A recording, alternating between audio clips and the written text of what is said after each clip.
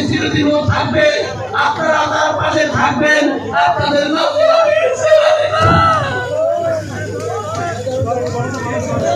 তিনি অসুস্থ, আপনারা তার জন্য দোয়া করবেন, এনামুলের জন্য দোয়া করবেন।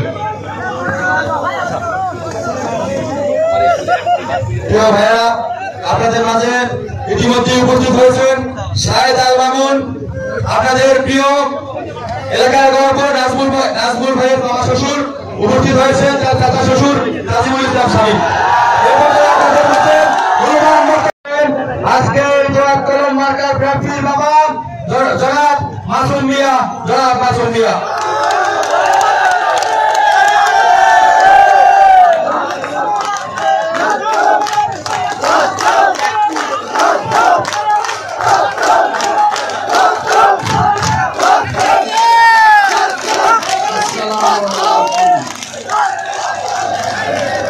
আসসালামু আলাইকুম রহমতুল্লাহ বরকাতুহ।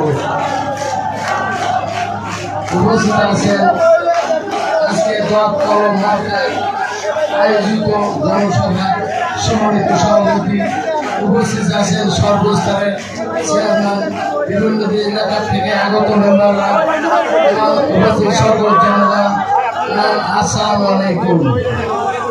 আমি আপনারা একটু ধৈর্য ধরেন।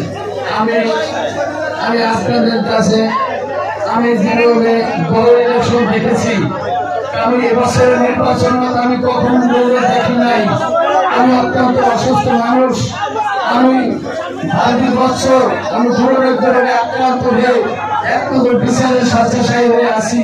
আমি আমার ছেলের জন্য একটি উপকার করতে পারি নাই, কোন মানুষের কাছে আমি ভোট চাইতেও পারি না। আমার সন্তানের জন্য, আমার 2টি সন্তান, আমার আব্বাও নেই, আমার মাও নেই, আমার কোনো ভাইও নেই, আমার একমাত্র 2টি সন্তান, এরাই আছে।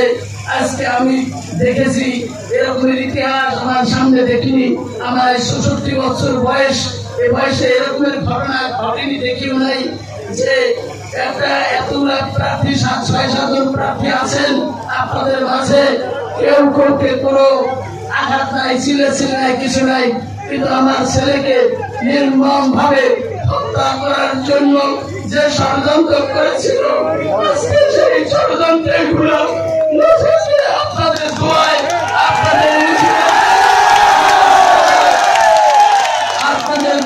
আপনাদের উচিলায় আমার ছেলেটা আজকে বেঁচে আছে। আমি আমার ছেলেটাকে আপনাদের মাঝে তুলে দিলাম।